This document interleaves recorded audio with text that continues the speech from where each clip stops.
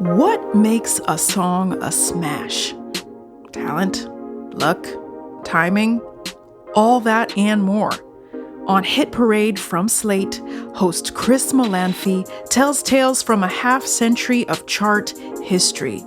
Through storytelling, trivia, and song snippets, Chris dissects how the artists you love, or hate, dominated the airwaves and shaped your memories forever. He's explained how Taylor Swift pivoted from country to pop, how The Cure got UK goth rock onto US radio, and how a young Stevie Wonder improvised his way to a Billboard chart topper. Subscribe to Hit Parade for tales of the hits from coast to coast, wherever you are listening right now.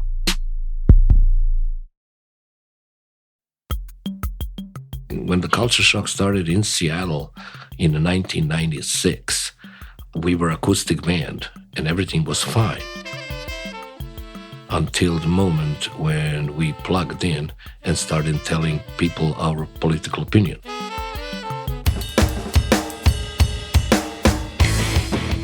I remember Piranha Records guy said, this is the worst thing that world music has ever put out, because you're immigrant, right? And it's not yours to think about politics. It's yours to play music. It's yours to dress in white, put some candles on stage, entertain me on Fridays and Saturdays, and then go back, clean your toilets, Go do a day job on Monday morning, right? What are you talking about politics? Be grateful, Yeah. Yes. And my band's everything but that. I mean, I came over here from the war, and right now I'm gonna exercise my freedom 100%. I don't care what you think. Sjedila sam u kafani, pila sam. Pitali me oficiri čija sam. Ne pitajte oficiri čija sam.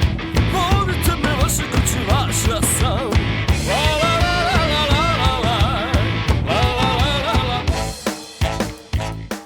Gino Yevdjevich, aka Gino, is an intense dude.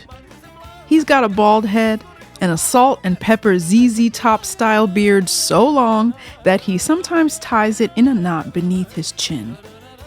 Gino is from Sarajevo and came to the US in the 90s when the wounds of the war in Bosnia were still fresh. He's the founder and lead singer of Seattle-based band Kultur Shock, whose music brings together punk, metal, and Balkan folk. But even after surviving a war and touring the world for over 2 decades, Gino told me he is still haunted by a little demon of self-doubt. It comes to him before he goes on stage and it asks, do you have what it takes? When it is just you and your art in a broken world, will it be enough? My name is Meklit, and this is Movement. Music and Migration Remixed.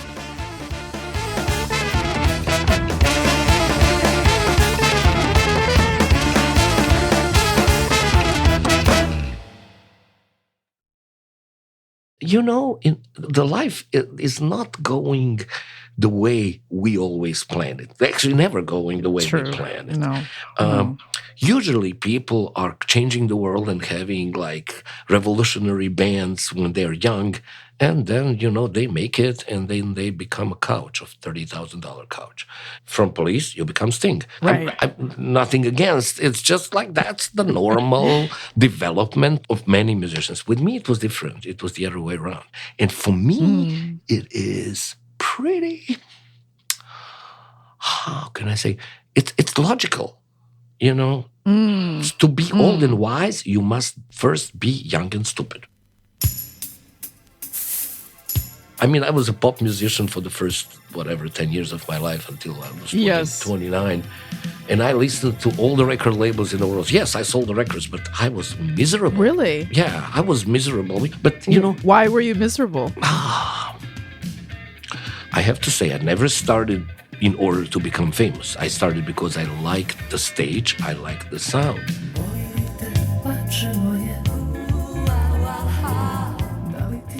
But when you make a hit, that whole turns around, and that happened to me. So my second album, I made a pretty big hit in former Yugoslavia. And that's it.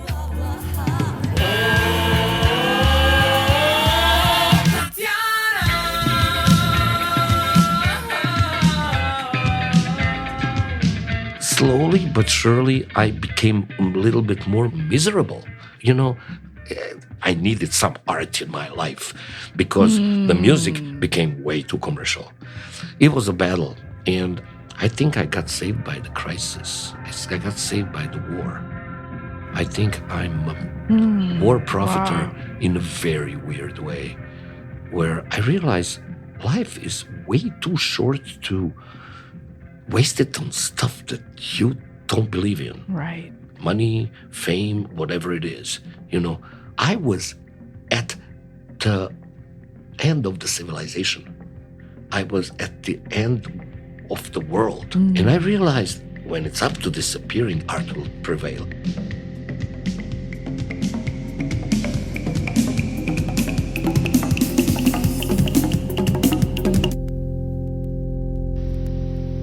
In a village 2 miles south of Zvornik, we came upon the human calamity, which is the practical result of all this. 2,000 Muslims are stranded and struggling to get out. They spoke of the fighting they'd left behind them, the murder and hostage-taking which went with it. The terrible things are happening now. They have been happening since 2-3 days. I was wondering if you could tell us where you were the day the war started. That's way more complicated question than one would think.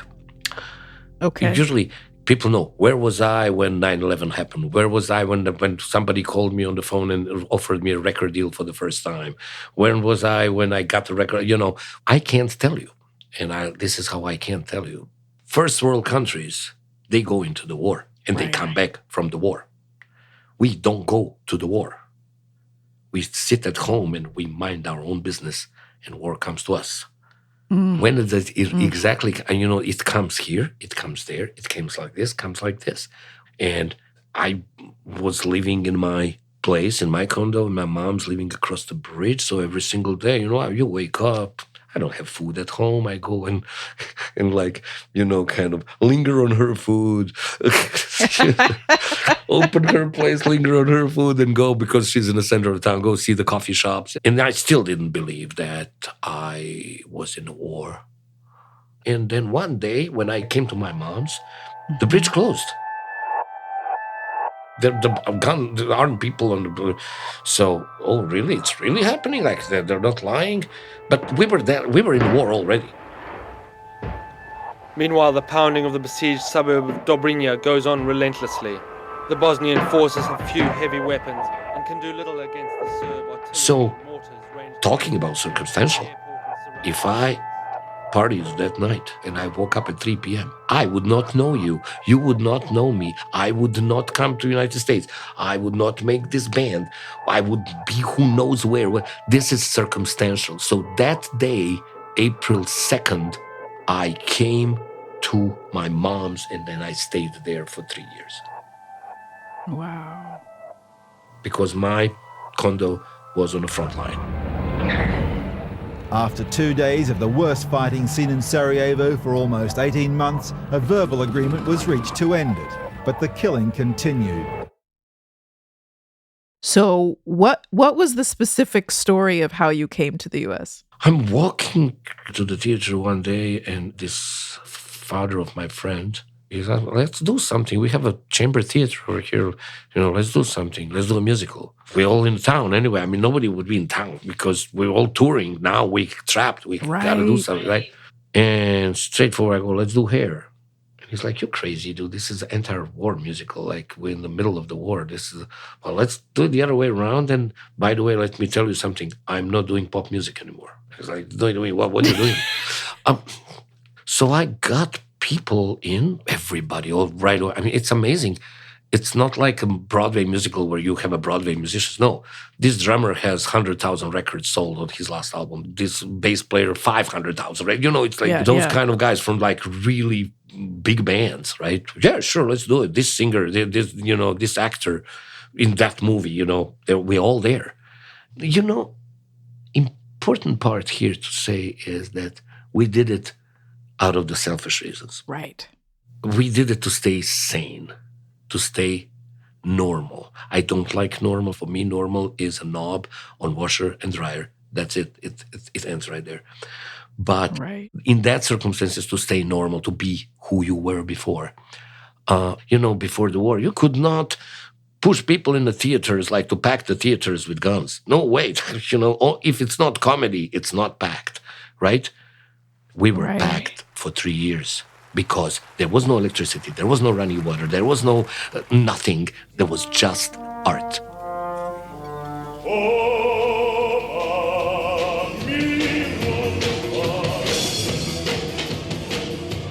Our sound guy died, my guitar player. He was heavily wounded.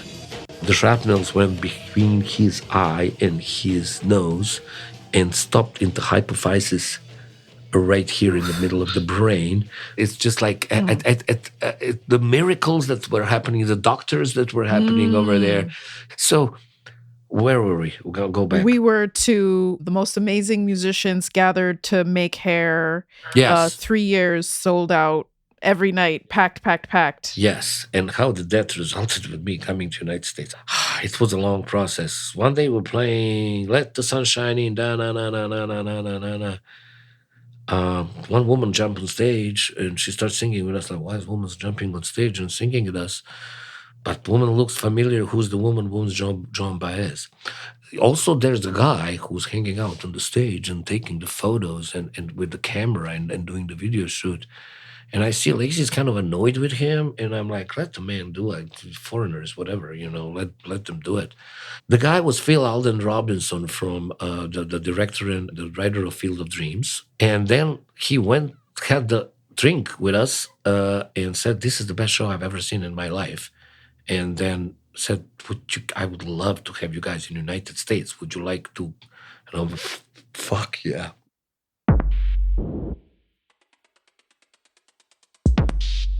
The United Nations is still divided on how to stop Serbian aircraft violating the air exclusion zone over Bosnia. The Americans want the authority to... And of course we can't get out. How can you get out? There's we're pawns in negotiations, and this High Refugee Committee, Anthony Land, I'm never going to forget this asshole in my life. He's like, what would the world think that we're taking out a group of musicians? All of a sudden they're playing, aren't we telling the people that you guys are barbarians hitting each other because, you don't know any better? You would ruin everything that we're kind of building over here, right? And that's the moment when I figured out the global politics. We were 3-4 times told that we're going to the airport, and 3-4 times we were burned. It was so horrible every single time we would get together. And then the UNHCR, the blue helmets would come, no. Oof. Wow. They recognized me over there, thinking, oh, there's a musician, don't let him out. Yeah. Being trapped, being used as a pawn in the negotiations. I remember what I discovered then. I discovered that, terror is a war of the poor man towards the rich man, and war is a terror of the rich man towards the poor man. And there is no difference between terrorism and war. It depends how much money do you have and how many weapons do you have. But nothing really happened for Hair to come to United States. And Phil is saying, okay, how about, can you get out by yourself? I just went under the ground and I ran. I was young and fast. I got to Croatia, and then after that, United States. I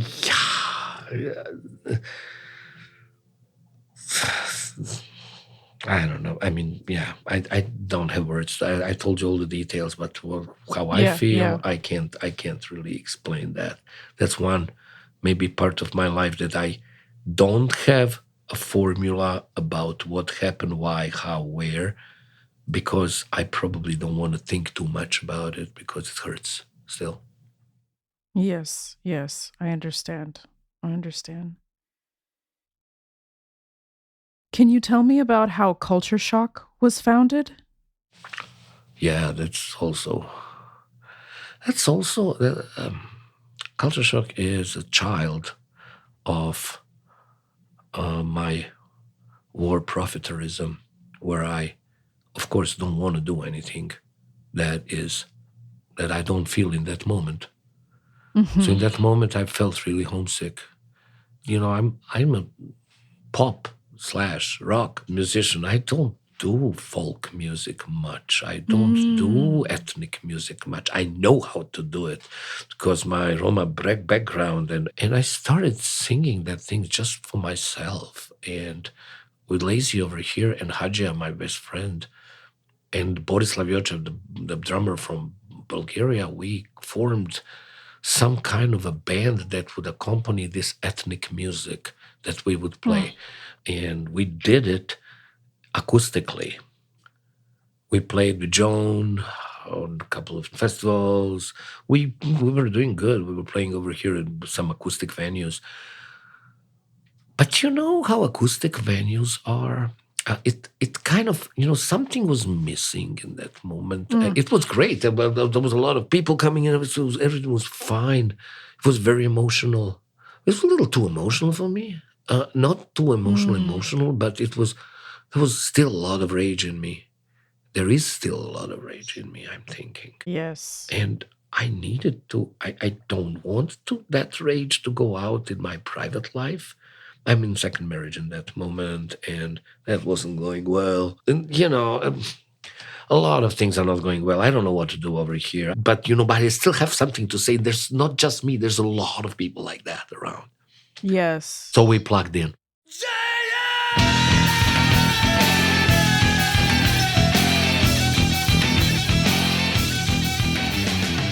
And we're loud. Yeah. We're loud. We do punk rock. We do metal at the time, jazz. We switch music styles.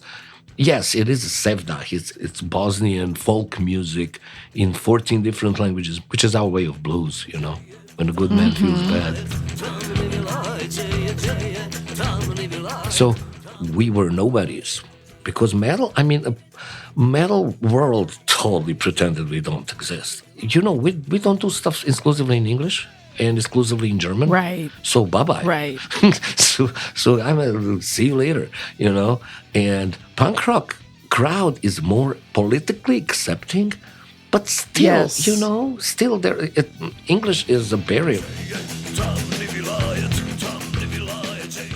We have this song, Tamni Vilayet, which is the dark alley, which is describing Bosnia, that is orphaned but unaccepted. Between Italy and Greece, South Europe, nobody wants us. We don't have a flag. We fight under other flags because we don't have our own. And that's how I see our music.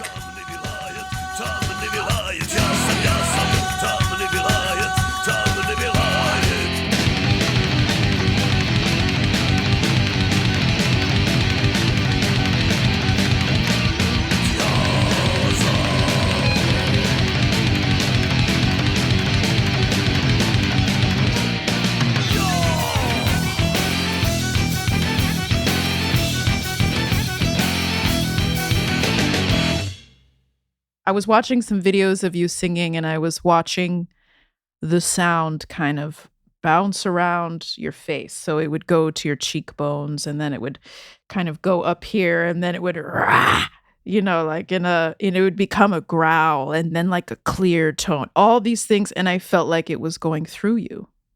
I'm a vessel, I think. Yeah. Things happen in people's lives, and good things happen, and we are in the right place in the right time. And then miracles happen. And humans usually subscribe that to their own genius, and I don't think it is. I think it's just, we gotta listen. We just gotta, it's a vessel. What is it? I enjoy it.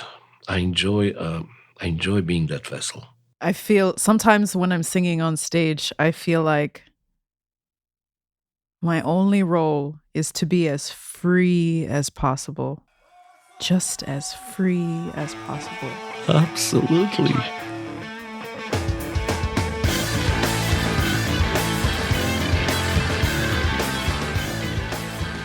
And what I learned from the war is that you need to sing every single song like it's your last song or it doesn't count. So that's culture shock. Doing everything you have like it's your last thing, like you have 5 minutes. 5 minutes to sing. Sing. čaršija, u reki zeljanica, grbavica, željo, mama moja, čaršija.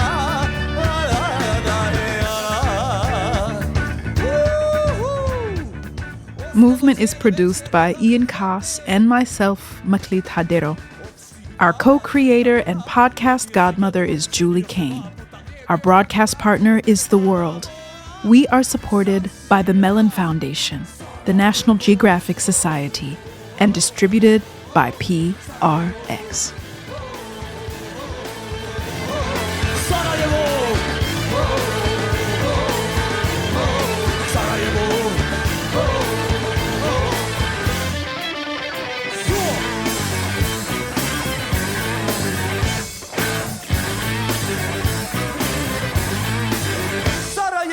Titova, kafa oko 1-2, čevapčići i baklava moja, čaršija, Sarajevo.